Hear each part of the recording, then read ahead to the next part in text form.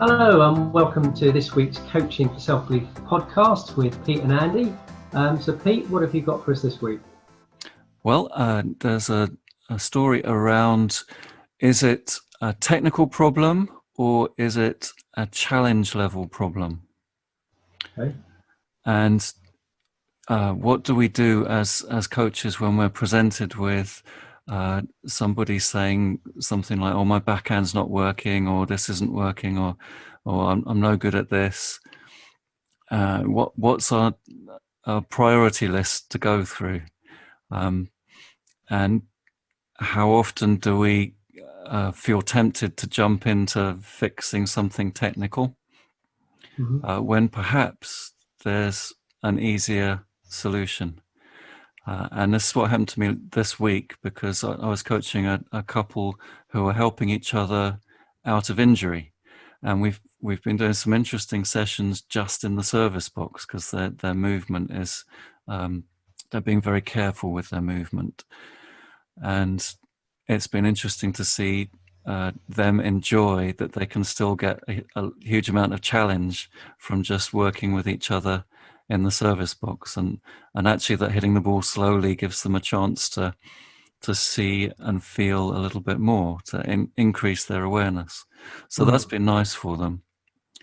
And what was interesting this week was the wife presented a problem with her volley. She said, well, volleys haven't been going very well. My volley's not very good. I've not been enjoying that. And so before I jumped in to trying to fix it, I just asked them to show me how have you been practicing? And so they set it up, and the husband went back to the service line, still just in the service box, and the wife was doing the volleys. And straight away, it seemed like we'd uncovered the problem, although they didn't have the awareness. And it was just that the husband was hitting a little too fast. Oh, okay. Yeah. And he wasn't aware that that was creating interference for his wife. And she had the furrowed brow. She was late on every shot. She was, scrunched up and a bit tense. Don't we see that a lot in coaching groups as well? Yes, if you set people up to work with each other in little group sessions and buddy up in that way, it could be really useful, couldn't it, to help the feeder be much more aware of their partner's comfort level.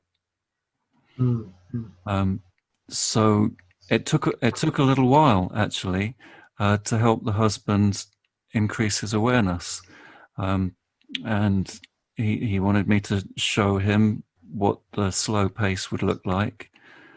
So I jumped in and I showed him how slow it needed to be for her to be comfortable, and we were both then looking at his wife and noticing what that looked like for her to be more relaxed.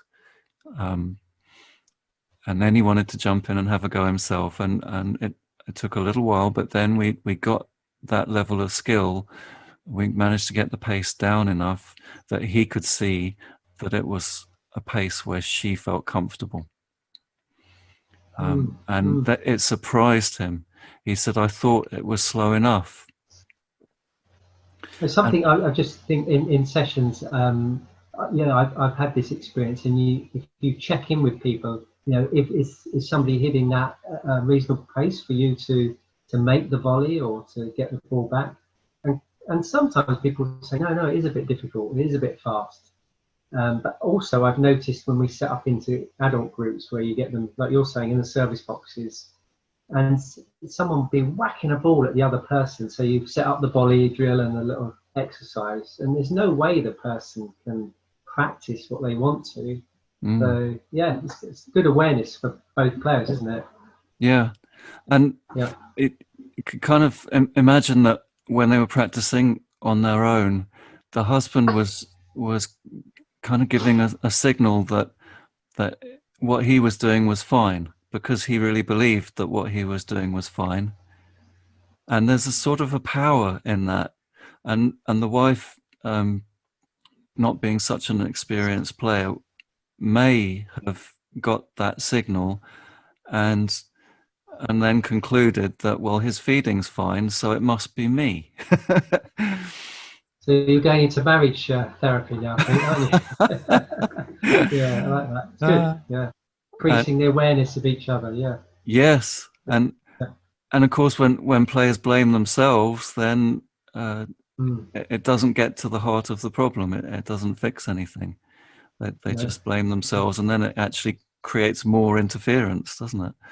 So what's coming out for me is actually being aware of the other person, and particularly if you've got people in groups where they're learning, is how do we make other people aware of the other person that they're hitting to? Because you said this guy, the signal, he felt this was the right pace to go at. But if he had any awareness of the impact it was having on his wife or the partner that he was playing against, he would change that. So that was quite interesting. Yeah. Yeah. And of course, you know, the happy ending to the story is that that was all it took. Yeah. And they were both, you know, very pleased to find out that all they had to do was slow the pace down quite a bit, and then her technique followed. She And they're was both within, able to play. yeah, then within a short space of time, she was hitting a lot of technically proficient volleys. Sure. So Yeah, and able to problem keep the solved. rally going. Yeah. Yeah, Yeah. and for me as the coach, you know, really nice to see that the problem was solved without any technical input from me at all. Absolutely. It's just Yeah. nice to know And that then, that's an option. yeah. And that's another thing we've referred to in the past, isn't it? Looking for where is the interference to learning coming from. And you cleverly spotted it by sort of giving them a bit more time and asking them to show you what they currently do. And then when you saw how they currently practice, you were able to spot that was happening and that was creating interference. So there was no need to fix a volley in any technical way with any technical instructions. Yeah, It I was think just a matter of, it's a sort of curiosity. It's when I was initially presented with the problem of my backhand volley, you know, my volleys aren't working well. It's then if curiosity kicks in at that point, then yeah, there's less risk of me jumping in and trying to fix it with a technical fix straight away. yes, I'm just yeah, curious, so I'm just, you know, wondering. I wonder, it could be this, it could be that. Let's have a go at the simplest thing first. always a absolutely, yeah, useful way of looking at stuff. yeah, yeah. Good. And and asking them to show you how they practice was the moment you could spot where the interference was coming from. That her partner hitting it too hard. Yeah, Yeah, which good. of course we wouldn't have found that out if I'd just jumped in and tried to help her volley technique. Yeah, yeah, And absolutely. what would have happened? They would have gone out and practiced, and it wouldn't have worked as well. And so, you No, know, that kind of no. thing. If it carries on, you can see how that might end up with someone just not enjoying the game. Well, they're going to start doubting themselves that they can't do it because they've got this expert advice from you about how to volley the ball, and they're trying hard, and they can't do it. But the crux of the matter is that the feeding was too fast. Yeah, brilliant. Yeah. Very good. So as a wrap up for that, something for coaches to take home and have a go at when they're on court. What do you think? Definitely. Well, I think um, find out what's really causing the problem that the person's talking about. Be curious, as you said. I like the idea of asking them to show you how they practice, what they currently are doing to try and correct their shot. And then you've got something to work with. Then you can see what's really going on. So how do you currently practice this? Could you just show me? And that can throw up a lot of things that you could hypothesize that might be creating interference, and look to reduce that. And to help, and if there's a buddy coaching group session scenario, to make it part of the session to help feeders have the skill of noticing whether there's interference or not, whether there's a good level of challenge where someone's relaxed and focused, or whether there's just too much and they're getting tense and it's affecting things too much, to be able to spot that when you set up a feeder hitter drill. And that's increasing the awareness of both people, isn't it? In more ways than just playing tennis. You know, they're having to look at the other person and see the impact that their behavior is having on the other person, which is great. Yeah, brilliant. Yeah.